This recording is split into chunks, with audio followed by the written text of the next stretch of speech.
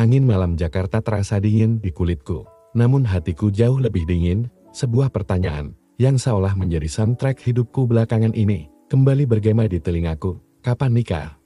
Pertanyaan itu datang dari mana-mana, keluarga, teman, bahkan rekan kerja. Setiap kali aku mengunggah foto kebersamaan dengan Leo, kekasihku, di media sosial, kolom komentar selalu dipenuhi deretan emoji cincin dan ucapan buruan dihalalin. Aku menghela napas panjang, menatap pantulan diriku di jendela apartemen yang gelap. Wajahku tampak lelah, dengan bayangan hitam tipis di bawah mata. Sudah 8 tahun Leo dan aku menjalin kasih. 8 tahun yang diwarnai tawa, air mata, impian, dan janji-janji manis. Kami bertemu di kampus. Sama-sama mengambil jurusan manajemen, dan cinta tumbuh di antara meja-meja diskusi dan tumpukan buku. Leo adalah segalanya bagiku. Ia tampan, cerdas, humoris, dan selalu bisa membuatku merasa aman. Kami sudah melalui banyak badai bersama, skripsi yang bikin stres, pergantian pekerjaan, bahkan masa-masa sulit finansial. Kami berdua tahu, kami diciptakan untuk satu sama lain. Setidaknya, begitulah yang kubayangkan. Pertanyaan kapan nikah mulai terasa seperti duri yang menusuk, bukan karena aku tak ingin menikah. Justru sebaliknya, aku mendambakan sebuah pernikahan yang sederhana, namun penuh makna. Hidup bersama Leo hingga tua. Membangun keluarga kecil yang bahagia. Setiap kali pertanyaan itu muncul, aku selalu melemparkannya kepada Leo. Sayang, kapan nih kita ke pelaminan?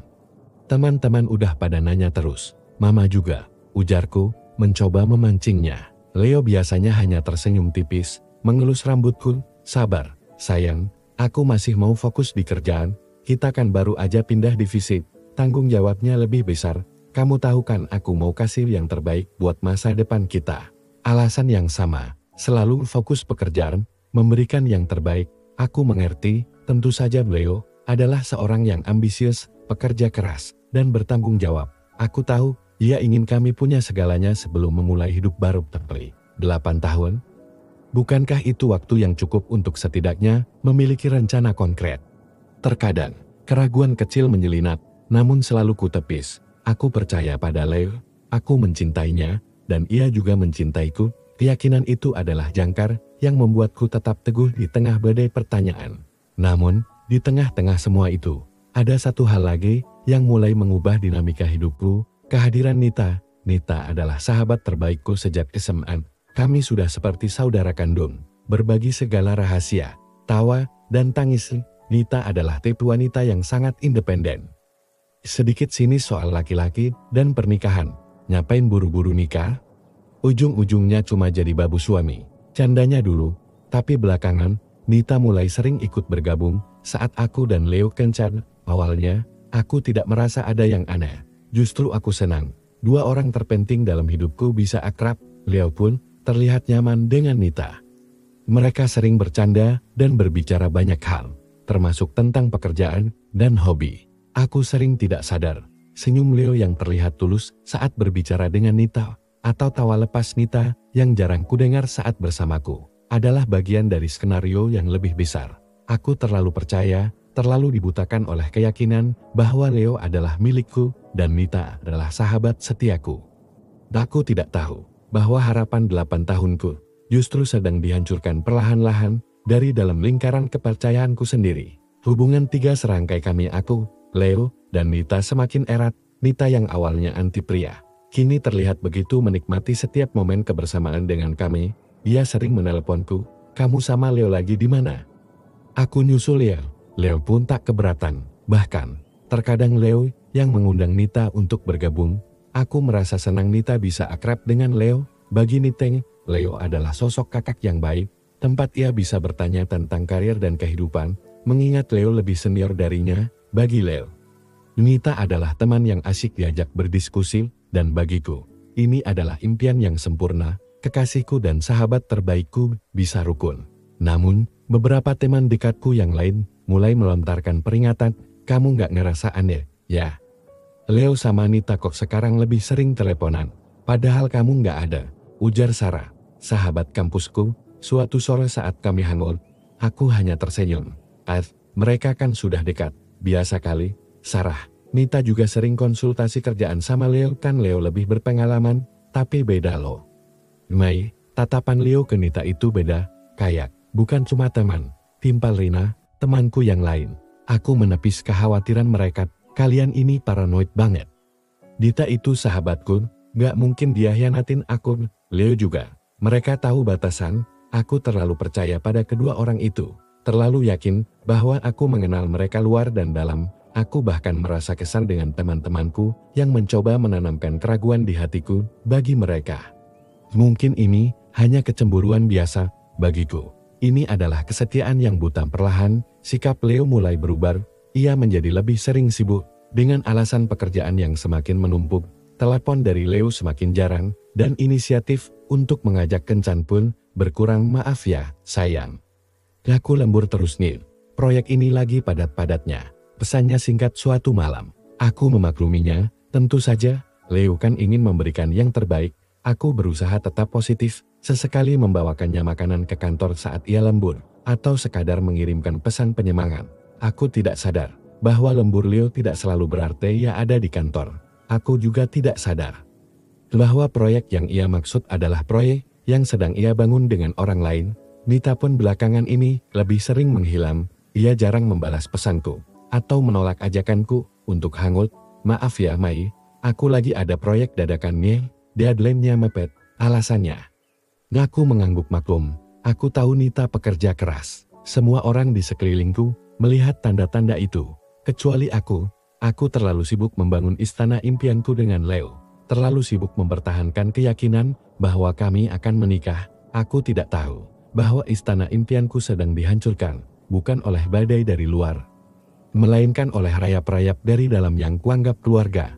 Peringatan-peringatan dari teman-temanku kini terasa seperti bisikan samar dari masa lalu yang tak pernah kuindahkan, dan harga dari kebutaanku itu akan sangat mahal. Beberapa bulan berlalu, sikap Leo semakin dingin, dan Nita semakin sulit dihubungi. Aku mencoba bertanya pada Leo, "Kamu kenapa, sayang? Kok rasanya kita makin jarang ketemu? Kamu ada masalah?" Leo selalu mengelak dengan alasan pekerjaan yang menumpuk atau stres. Aku mencoba memahami, memberikan ruang, tapi di satu sisi hatiku terasa hampa. Suatu hari, aku menerima undangan pesta ulang tahun dari salah satu teman lama kami. Leo ada di sana, Nita juga. Aku senang, ini kesempatan untuk kami bertiga bisa berkumpul kembali. Namun, di pesta itu, aku melihat sesuatu yang mengganjal. Leo dan Nita seringkali terlihat berbicara berdua di sudut ruangan. Sesekali melirik ke arahku. Nita terlihat lebih sering menempel pada Leo, dan Leo tidak menunjukkan penolakan. Tawa mereka terdengar lebih akrab dari biasanya. Teman-temanku yang lain juga menyadari hal ini. Sarah bahkan menarikku ke samping. "Mai, lihat Den, mereka aneh banget, kamu nggak curiga?" Aku masih mencoba menepisnya. Mungkin mereka lagi ngomongin surprise buat aku. Aku mencoba bercanda, namun tawaku terasa hambar. Tapi, kecurigaan itu mulai menancap kuat di hatiku. Beberapa minggu setelah pesta itu, Nita tiba-tiba meneleponku dengan suara riang, "Mai, aku mau minta tolong banget nih. Aku mau nikah." Aku terkejut setengah mati. "Nita, menikah? Sahabatku yang paling sinis soal pernikahan. Serius, Nit? Ya ampun, selamat. Kok tiba-tiba banget? Sama siapa? Kenapa nggak cerita dari awal?" Pertanyaan berhamburan dari mulutku. Nita tertawa canggung. "Nanti deh aku ceritain, pokoknya aku butuh kamu banget buat bantu persiapan. Kamu kan jago desain, tas kamu bagus." Nita terdengar sangat bersemangat. Namun ada nada aneh dalam suaranya ketika kutanya siapa calon suaminya. Nita selalu mengelak, "Ada deh. Pokoknya nanti juga kamu tahu, aku mau ini jadi surprise besar," katanya penuh rahasia. Aku merasa sedikit aneh dengan kerahasiaan ini. Namun, kegembiraan sahabatku yang akan menikah membuatku melupakan keraguan itu. Aku senang Nita akhirnya menemukan kebahagiaannya. Aku dengan antusias menawarkan diri untuk membantu, mulai dari desain undangan, souvenir, hingga dekorasi gedung. Semua aku kerjakan dengan sepenuh hati. Nita juga sering menelepon Leo, meminta pendapat ini itu, dengan alasan Leo sangat peka soal seni. Aku masih berpikir positif, tidak ada yang aneh. Namun, semakin dekat hari H, Nita semakin tertutup soal identitas calon suaminya. Bahkan saat rapat dengan vendor, Nita selalu memastikan aku datang duluan atau datang setelah dia, agar tidak berpapasan dengan calon suaminya. Dia sibuk banget, Mai. Jadi dia sering datang dan pergi cepat. Nanti deh kamu lihat langsung pas hari H. Alasannya, aku mulai merasa tidak nyaman dengan semua sandiwara ini. Ada firasat buruk yang terus menghantuiku. Mengapa Nita begitu tertutup? Mengapa aku tidak boleh bertemu dengan calon suaminya? Apakah ada sesuatu yang ia sembunyikan dariku? Ketakutan itu mulai merayapi hatiku, perlahan tapi pasti, mempersiapkan diriku untuk sebuah kenyataan yang akan menghancurkan segalanya. Hari yang ditunggu-tunggu pun tiba, hari pernikahan Nita. Aku datang lebih awal, berniat membantu Nita menyiapkan diri di ruang rias. Gedung pernikahan tampak begitu megah, dengan dekorasi bunga putih dan emas yang elegan. Aku memilih gaun terbaikku, menata rambutku. Berusaha tampil prima meskipun ada kegelisahan yang tak bisa kusisihkan. Saat melangkah masuk ke dalam gedung, jantungku berdebar kencang. Firasat buruk itu semakin kuat. Aku menuju ruang rias Nita. Sebelum sampai di sana, aku melewati sebuah ruangan yang pintunya sedikit terbuka. Dari celah itu, aku melihat siluet seorang pria yang sedang membelakangi pintu, mengenakan setelan jas pengantin berwarna putih gading. Postur tubuh itu, rambutnya, bahkan cara ia berdiri, sangat familiar. Aku melangkah mendekat, perlahan, seolah ada magnet yang menarik kakiku. Jantungku bergemuruh di dalam dada. Semakin dekat, siluet itu semakin jelas. Aku meraih gagang pintu, napas tertahan di kerongkongan. Dengan tangan gemetar, aku mendorong pintu itu sedikit lebih lebar, dan duniaku runtuh seketika. Pria itu berbalik. Sepasang mata yang selama 8 tahun ini selalu menatapku penuh cinta, kini menatapku dengan sorot terkejut dan rasa bersalah yang kentara. Pria itu adalah Leo, kekasihku. Ia berdiri di sana dengan setelan jas pengantin, lengkap dengan bunga korsas di dada, siap menikahi Nita, sahabat terbaikku. Nita, yang sedang dirias di depannya, menoleh ke arahku dengan wajah pucat pasi, matanya membelalak, ekspresi terkejut dan takut terpancar jelas. Ruangan itu terasa berputar, suara dentuman darah di telingaku memekakan. Semua percakapan, semua kerahasiaan, semua peringatan teman-temanku, berputar seperti reel film di kepalaku. Ini nyata. Leo dan Nita, mereka mengkhianatiku, mereka berdua. Aku merasakan kakiku lemas, hampir terjatuh, air mata langsung berderai, membasahi pipiku yang terasa dingin. Leo, Nita, apa-apaan ini? Suaraku bergetar, nyaris tak terdengar. Leo mencoba mendekat, tangannya terulur. Maya, aku bisa jelaskan. Jelaskan apa? Teriakku, suaraku kini pecah, penuh amarah dan rasa sakit yang luar biasa. 8 tahun, Leo. 8 tahun. Kamu bilang mau nikahin aku. Kamu bilang aku masa depanmu. Kamu bilang sibuk, lembur, tapi ternyata kamu sibuk menyiapkan pernikahan dengan sahabatku sendiri. Nita mulai menangis, wajahnya menunduk. Maya, maafkan aku. Maaf, aku menatap Nita, air mataku semakin deras. Kamu sahabatku, Nit. Aku percaya sama kamu. Aku bantu kamu siapin pernikahan ini, dan kamu diam saja melihat aku jadi bodoh. Emosi menguasai diriku, rasa sakit, pengkhianatan, dan kemarahan bercampur aduk menjadi satu. Aku tidak peduli lagi dengan siapapun di ruangan itu. Aku hanya ingin pergi, lari dari kenyataan pahit yang menghancurkan seluruh hidupku. Impian 8 tahunku hancur berkeping-keping di depan mataku oleh 2 orang yang paling ku percaya. Leo dan Nita berusaha menahanku, menjelaskan. Namun, aku menolak mendengar apapun. Hatiku sudah terlalu sakit, terlalu hancur. Aku berlari keluar dari ruangan itu, melewati lorong-lorong megah gedung pernikahan yang kini terasa begitu menjijikkan. Air mataku mengalir deras, membasahi gaun yang kupakai. Aku ingin berteriak, mengutuk takdir, mengutuk kebohongan. Di lobi gedung, Sarah dan Rina, teman-temanku yang lain, melihatku. Mereka tahu ada sesuatu yang tidak beres. Maya, kamu kenapa? Sarah menghampiriku, mencoba memelukku. Aku hanya bisa menggelengkan kepala, air mata tak berhenti. Leo, Nita, mereka, aku tidak bisa melanjutkan kalimatku. Tak lama, Leo dan Nita menyusulku ke lobi. Wajah mereka pucat, mata mereka sembab. Leo mencoba meraih tanganku. Maya, dengarkan aku, kita bicara baik-baik, bicara baik-baik.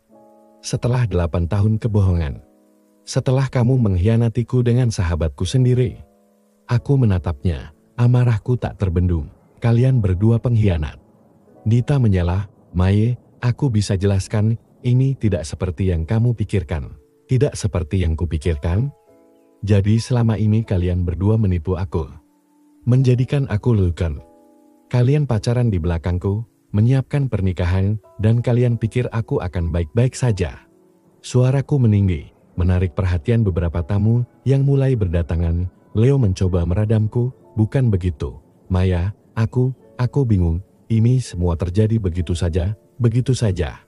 Aku tertawa sinis, tawa yang terdengar seperti tangisan. 8 tahun bersama, Leo, 8 tahun. Dan kamu bilang begitu saja.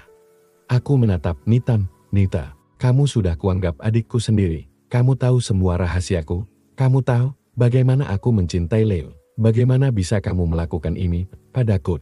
Nita menangis semakin keras. Aku tidak bermaksud, Mai, ini takdir. Aku menertawakan kata itu, terasa begitu pahit di lidahku. Takdir apa yang membuat sahabat merebut kekasih sahabatnya sendiri? Takdir apa yang dibangun di atas kebohongan dan pengkhianatan? Aku menatap mereka berdua bergantian, hatiku remuk redam, semua janji, semua mimpi, semua tawa. Kini terasa seperti ilusi yang kejam. Aku merasa bodoh, begitu naif, buta oleh cinta dan kepercayaan. Pukulan kenyataan ini terasa begitu berat, lebih berat dari apapun yang pernah kurasakan. Aku tidak tahu bagaimana harus menghadapi hidup setelah ini. Segalanya terasa gelap, hampa. Setelah insiden memalukan di lobi gedung pernikahan itu, aku kembali ke apartemenku dengan langkah gontai. Sarah dan Rina menemaniku, tak henti-hentinya menenangkanku. Namun, aku tidak bisa mendengar apapun, pikiranku kosong, hatiku mati rasa. Selama berhari-hari, aku mengurung diri di apartemen. Aku tidak makan, tidak tidur, hanya menangis, atau menatap kosong keluar jendela. Ponselku tak henti-hentinya berdering. Dari Leo yang mencoba menghubungiku, dari Nita yang mengirim pesan permintaan maaf, hingga dari teman-teman dan keluarga yang khawatir. Aku mengabaikan semuanya. Aku tidak ingin berbicara dengan siapapun. Di tengah kehampaan itu, aku mulai berpikir jernih. 8 tahun, sebuah hubungan yang panjang, dibangun dengan segala kepercayaan dan pengorbanan. Namun, semua itu hancur dalam sekejap karena pengkhianatan yang tak termaafkan. Aku sadar, aku tidak bisa lagi melanjutkan hidup seperti ini. Aku harus membuat keputusan, meskipun keputusan itu akan sangat menyakitkan. Suatu pagi, setelah berhari-hari dalam kesedihan, aku bangkit. Aku membersihkan diri, mencoba mengembalikan sedikit dari diriku yang dulu. Aku tahu, aku tidak bisa membiarkan diriku tenggelam dalam kepedihan ini selamanya. Aku harus bangkit. Aku menelepon Leo. Suaraku terdengar tenang. Meskipun hatiku masih bergetar. Leo, aku ingin kita bicara. Leo segera datang ke apartemenku. Wajahnya terlihat berantakan. Matanya marah. Seolah ia juga tidak bisa tidur. Ia mencoba memelukku. Namun aku menolaknya dengan lembut. Kami duduk di sofa. Ada jarak yang membentang di antara kami. Bukan hanya fisik, tapi juga batin. Aku sudah tahu semuanya. Leo, ujarku, suaraku datar. Aku tahu kamu dan Nita sudah pacaran di belakangku. Aku tahu kalian merencanakan pernikahan ini. Leo menunduk. Maya, aku minta maaf. Aku tahu aku salah besar. Aku tidak tahu harus bagaimana. Kenapa Leo? Kenapa kamu melakukan ini padaku? Tanyaku, kali ini dengan nada yang lebih menusuk. 8 tahun, apa itu tidak ada artinya bagimu? Leo mengangkat kepalanya. Matanya berkaca-kaca. Maya, aku bingung. Aku sayang kamu, tapi Nita ia tidak bisa melanjutkan. Aku menggelengkan kepala. Cukup Leo, aku tidak butuh alasan apapun lagi. Kebohongan ini sudah terlalu dalam. Pengkhianatan ini sudah terlalu menyakitkan. Aku mengambil napas dalam-dalam, menguatkan diri. Aku tidak bisa lagi bersamamu, Leo. Kita selesai. Wajah Leo memucat. Maya, jangan, kumohon. Aku akan batalkan pernikahan ini. Aku akan tinggal bersamamu. Aku janji akan perbaiki semuanya. Dia mencoba meraih tanganku. Aku menarik tanganku. Tidak Leo, tidak ada yang perlu diperbaiki lagi. Hubungan ini sudah hancur. Kepercayaan itu sudah hilang. Aku tidak bisa hidup denganmu. Tahu bahwa kamu pernah mengkhianatiku dengan sahabatku sendiri. Aku tidak bisa. Leo menangis, memohon, berjanji. Namun, hatiku sudah membeku. Aku tahu, jika aku kembali padanya, aku akan hidup dengan bayangan pengkhianatan itu selamanya. Aku tidak akan bisa lagi mempercayainya, dan aku tidak akan bisa lagi menatap Nita sebagai sahabatku. Pergilah, Leo, ucapku, air mata kembali mengalir. Namun kali ini, bukan karena kesedihan semata, melainkan juga karena ketegasan. Semoga kamu bahagia dengan Nita, aku akan baik-baik saja. Leo akhirnya pergi, meninggalkan apartemenku, meninggalkan kenangan 8 tahun kami. Aku menangis, bukan hanya karena kehilangan Leo, tapi juga karena kehilangan sahabatku, dan kehilangan semua harapan yang telah kubangun. Keputusan itu terasa berat, namun aku tahu itu adalah keputusan yang benar. Aku harus melangkah, meskipun dengan hati yang terluka parah. Setelah perpisahan dengan Leo, aku memutuskan untuk benar-benar memulai hidup baru. Aku mematikan semua media sosialku, mengganti nomor ponsel, dan mengambil cuti panjang dari pekerjaanku. Aku tidak ingin mendengar apapun tentang Leo atau Nita. Aku hanya ingin menghilang dari peredaran mereka. Aku menghabiskan waktu dengan merenung, menulis, dan melakukan hal-hal yang dulu kusukai namun tak pernah sempat kulakukan karena terlalu sibuk dengan Leo. Aku menyadari, selama 8 tahun ini, aku terlalu bergantung pada Leo. Aku telah kehilangan diriku sendiri dalam hubungan itu. Kini, saatnya aku menemukan diriku kembali. Beberapa minggu kemudian, aku menerima pesan dari Sarah. Ia mengabarkan bahwa pernikahan Leo dan Nita tetap dilangsungkan.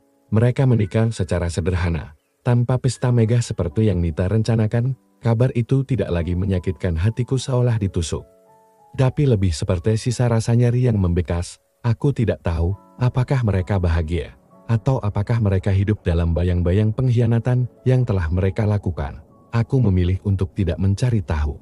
Luka itu memang tidak bisa sembuh dalam semalam. Masih ada hari-hari di mana aku terbangun dengan perasaan hampa, atau teringat kenangan manis bersama Leo dan Nita yang kini terasa begitu pahit. Namun, perlahan tapi pasti, aku belajar untuk menerima.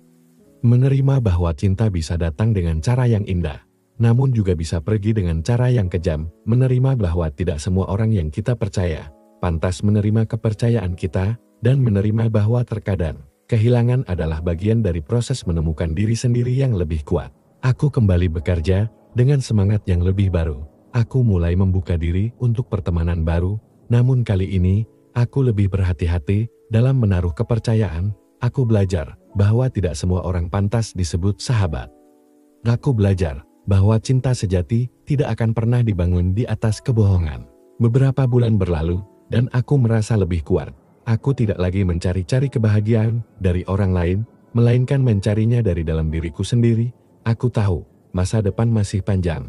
Aku mungkin akan bertemu orang baru, mungkin akan kembali jatuh cinta, tapi kali ini aku akan lebih bijaksana, lebih kuat, dan tidak akan lagi membiarkan diriku terluka oleh cinta dan persahabatan yang palsu.